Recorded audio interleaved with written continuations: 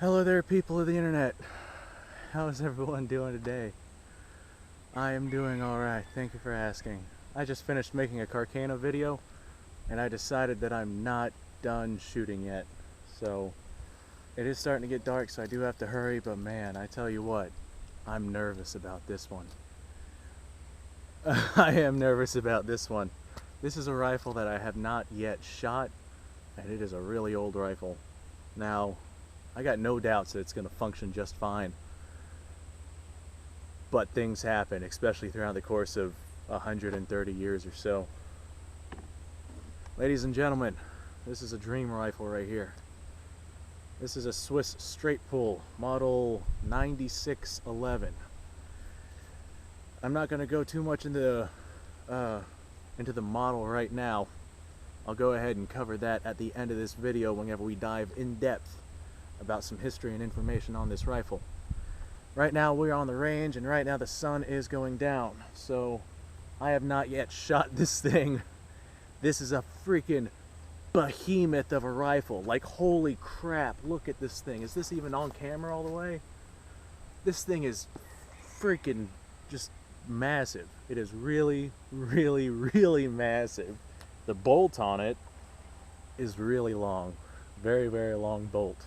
No innuendos there. I don't have any stripper clips for this thing, but I do have some ammunition for it. Not a whole lot, but I'm still going to try launching some ammo downrange, and we're going to see how this performs.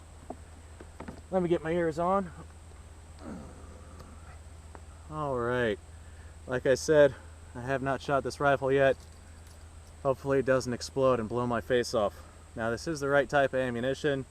The 9611 should be able to handle GP11 ammo, which is exactly what we got here.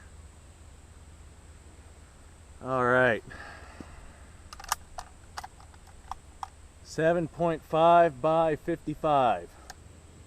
Oh my god. Oh, this thing is beautiful. Oh, it hit me in the nipple. Oh, nipple down.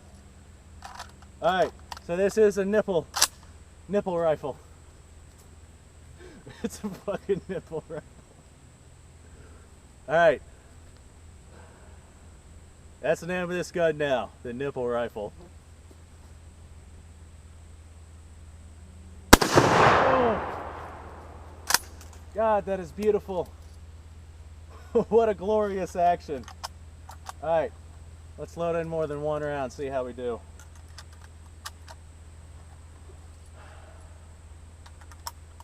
This rifle made me nervous at first, but man, this is such a nice rifle. Holy crap.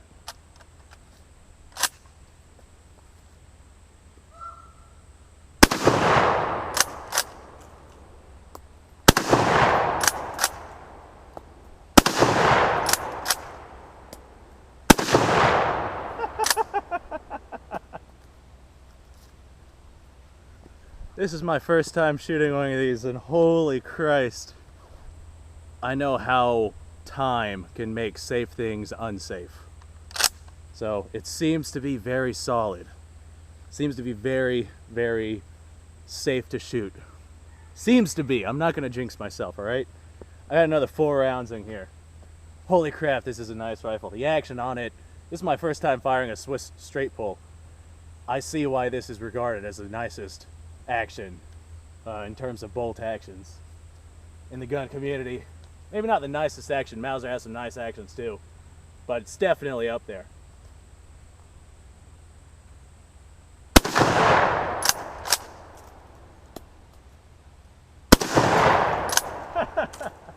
I don't even have a front sight on this thing and I hit that.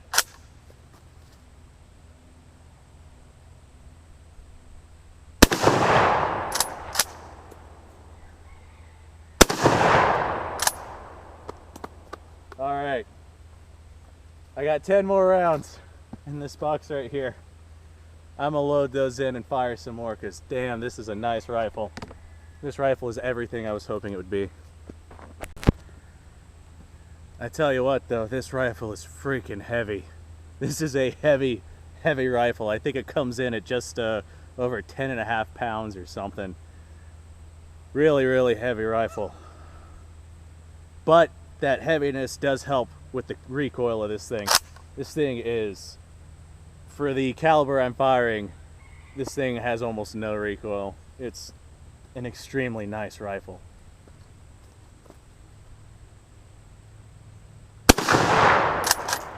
Oh no, our first malfunction.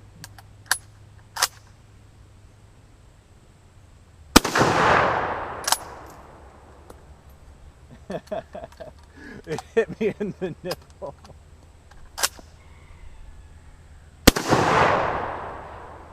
Wow, I actually got it. There's a piece of tile out there and I just barely nicked it, but I got it. Nipple hit. Ah, damn, I got myself right on the fucking titty.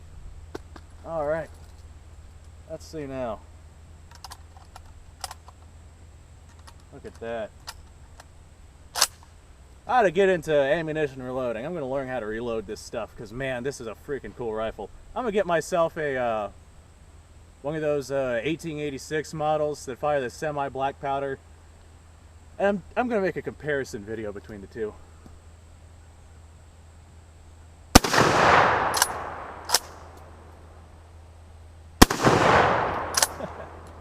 I'm not sure how well that picked up, but we had some sparks on that car out there.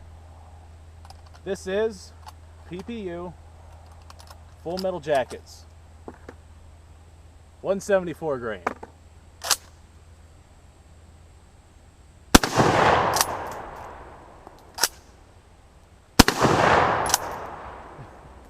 The tree kind of catches them and drops them back down so they don't fly away very far. Alright, I got 3 more rounds, ladies and gentlemen. I think that this rifle is officially one of my favorites.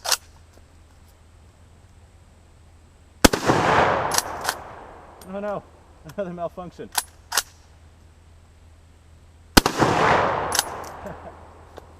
I ended up hitting the shocks on that car. I saw a bunch of sparks flying around in that front tire. Last round. What should I hit? I'm gonna hit the wood right there.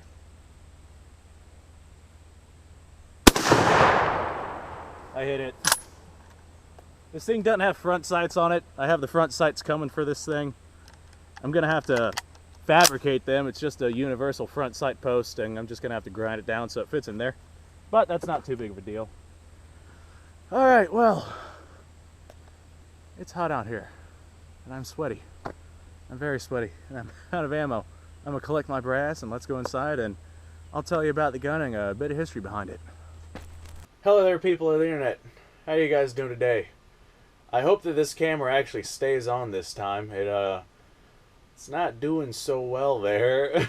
Anyway, we're gonna go over a quick history of this rifle now that I shot it. I definitely understand the hype behind these rifles. This thing is freaking awesome. This right here might be, you know, my favorite rifle in this damn arsenal. But it is a behemoth of a rifle. It is so large that I'm not even sure if I'm getting it in the camera frame right now. And the GoPro is malfunctioning again. But I think it's still recording, so we're going to keep going. Now, whenever I say I'm going to give you a quick history of this rifle, I mean really, really quick. Like, I could go on for a long, long time in terms of everything that this rifle could tell us. Like, all the different models and history and everything this rifle has seen and done. We'd be here for a long time. So I'm just going to give you the absolute tip of the iceberg whenever it comes to this rifle. And then, after I'm done sharing some history, we are going to step back here and actually look at what this really, really cool rifle has to say. Because, I mean, this thing is really cool. It's got, like, soldiers' names, like, carved into it. It's got broken glass on the buttstock. Who the hell knows what that's from? Like, before I spoil too terribly much, we're just going to go ahead and get into it. Now, I do have a reference sheet here, just so I make sure I don't mess anything up, because nothing is worse than opening your mouth and saying something that is stupid or untrue just because you have no idea what you're talking about. So, these rifles are very popularly named the Schmidt-Rubin design. They go by a whole bunch of other names as well, but most popular name is Schmidt-Rubin. Schmidt was the guy who designed the actual bolt of the rifle. Rubin was the guy who designed the ammunition for the rifle. The GP90 7.5 by 53.5. This ammunition used a semi-smokeless powder combination. Definitely not the smokeless powder that we have nowadays. Do not try loading smokeless powder in one of those cartridges and try firing it from an earlier rifle that's not designed to take that type of pressure. You have been warned. So this early GP90 ammo was made for the model of 1891. Yes. No, I apologize. Model 1889. The 1889 Schmidt-Rubin straight pull rifle. However, it was not brought into full production or accepted until 1891. So, right year, wrong terminology there for me. It happens. This 1889 rifle used a free-floating barrel, straight pull rifle, chambered in the GP90 ammunition. There's a lot more that could be said about that rifle, but like I said, we're just going to go on the tip of the iceberg here. The actual gunpowder used in the GP90 ammo was composition number 88, I think. I half remember reading that somewhere. Alright, for our next set of facts, I went ahead and removed the bolt so I can go ahead and show what exactly was done here. In 1896... they decided to remake the old 1889 rifles. And they made a couple of changes. Not too terribly many, but they did make a couple of changes. It still took the same ammunition. However, they went ahead and strengthened the action by moving the locking lugs in front of the camming surface on the bolts. Originally, I don't have one of these bolts to actually show, but originally they were behind the locking surface. Moving them in front not only strengthened the action, but allowed the rifle to endure much higher pressures than the original 89 rifles could endure. Along with that, it also allowed them to shorten the receiver a tiny bit. That being said, I've never seen one of those 89 rifles, but I imagine it is quite large, because this thing right here is quite large. And this is the shortened version. Alright, now we're going to get into what this rifle is right here. In 1911, they decided to basically retake all of those 96 or 89, 96 rifles and modernize them even more. They basically took all of those rifles and they converted them into the 9611 model rifle, which is what we have right here. Converted it to take the much higher pressure GP11 ammo, which is 7.5 by 55, uses smokeless powder, of course. They swapped out their 12-round magazines for a 6-round magazine. They added a pistol grip to the actual buttstock. We'll take a closer look at this because you can very clearly see how the pistol grip right here on the stock is an add-on and not original. And they upgraded the 89, 96 rifle barrels from 3-groove to 4-groove. So they made a couple of little changes to modernize these rifles. The smokeless powder cartridge was definitely a big one. Pistol grip, definitely a good add-on. Alright, so we talked about the 9611 conversion rifles. Now we're going to go into the actual model of 1911 Swiss rifles, which is basically exactly like the conversion rifle, except it was modern production. There were a couple of very minor changes, but it was, all things considered, basically the same rifle. There were only a couple of significant differences between those rifles. The model 1911, that was not the conversion rifle, had a curved butt plate, which is the biggest indicator, just curved butt plate. And the pistol grip on the stock was not an add-on. It was just the stock, whenever it was created, already had the pistol grip on there. Alright, now we're going to get into the much more modern styles of rifle. After the model 1911 straight pull rifle was made, Switzerland decided to make a carbine version of that. Of course, I am talking about what a lot of people who know anything about the straight pull rifles already know about, which is the K11, the Swiss Carbiner 11, model of 1911.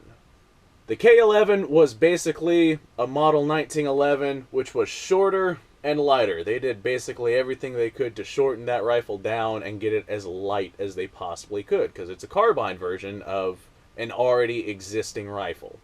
However, the K11 was kind of the grandfather to the Swiss K31, and that is the straight pull rifle that everybody is familiar with nowadays. And the K31 went through some significant changes compared to its original 1886 counterpart.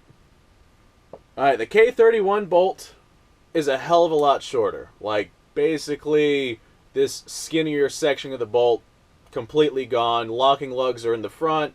The breech face is now right in front of the locking lugs. There were some other significant changes, but I do not have a K31 bolt here to show them. However, them shortening the bolt allowed them to significantly shorten the receiver. It also strengthened the action of the rifle. This made the K31 considerably shorter than its K11 counterpart, while also strengthening the action.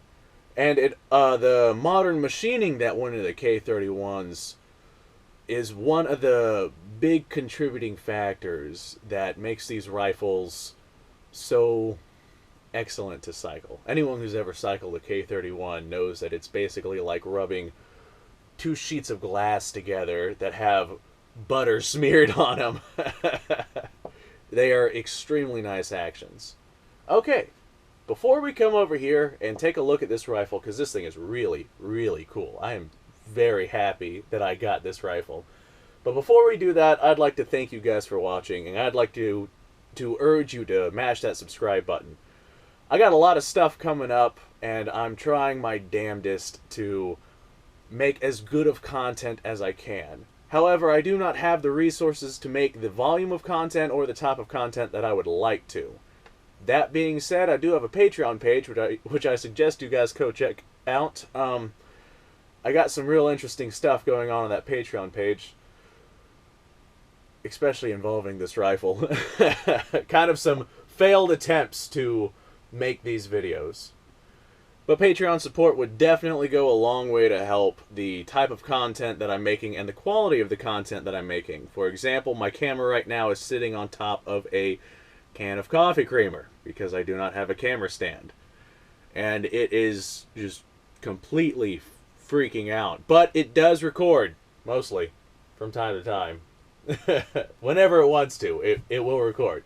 So check out the Patreon page. If you don't feel like helping out financially, that's just fine. Mash that subscribe button and stick around to watching me blow stuff up. Leave a comment or two, because damn, I love reading comments of what people suggest I could be doing better, or even just them saying how much they're enjoying watching me destroy stuff. Okay, let's take a step back here and look at this thing. Alright, so, you're probably wondering about the Santa hat. If I were you, I'd be wondering about the Santa hat. Why the hell am I wearing a Santa hat? Well, I kind of lost a bet. And I had to wear it throughout the entire explaining of the history of the video without bringing it up. I couldn't talk about it until the end.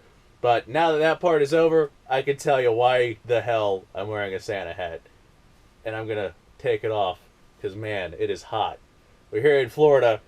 It's March, goddammit. And I'm wearing a damn Santa hat, but I had to wear it. I'm true to my word. I lost the bet, so I had to wear it. Anyway. Boy, oh boy. It sure would be nice to have a camera that actually had a screen and light on it so I could see what the hell I was actually recording. Wink, wink, nudge, nudge. Alright, taking a look at this rifle right here, we have someone's initials that have just been kind of mashed in, probably with a nail or something, in the field. CKS or GKS, something like that. Almost looks like there's a V beside it, but that doesn't look like it was nailed in. That could very potentially be just a scratch. Down here on the buttstock itself, you can very clearly see the distinguished colors between the pistol grip and the actual buttstock itself. That is the conversion from the 1889/96 rifles to the 9611 rifles, which is what this rifle is right here. That's a very clear indication as to what we have. Alright, we do have a couple of more initials on the buttstock itself. This one right here is kind of hard to read because of all the scratches on it, but I see A, and then Rubel, R-O-U-B-E-L. After that A, I'm not sure what the A stands for, but last name Rubel. Alright, after this guy's name, we have the letters G, O, M, P, from what I can see. G-O-M-P, Gomp, Comp, who knows? And then we have 1 out of 9, or I out of 9, beside that. Down here on the lower end of the buttstock, this one's kind of hard to see, but we do have the initials L-E. Now, as I said, this rifle here does have a pretty sizable gouge on the buttstock with a hunk of glass, you know, just hammered into it. Who the hell knows what that's from? Breaking a window probably, but who knows what the story is behind that. The sling on the rifle does look original, and although it cannot be seen very well at all, we do have the numbers 909 next to some sort of insignia made by the people who actually constructed the belt. It is really, really hard to see this, but I see J-O, that's it on the first word.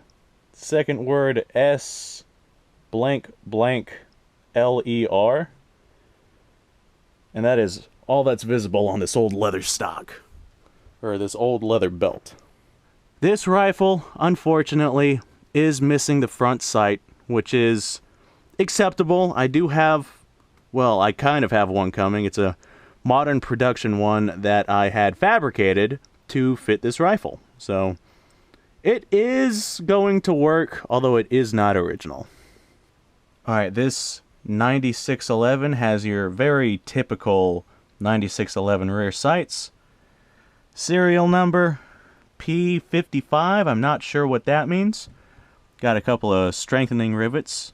Well, not strengthening rivets, strengthening indentations on the back of the receiver there. Here's the other side of the rifle.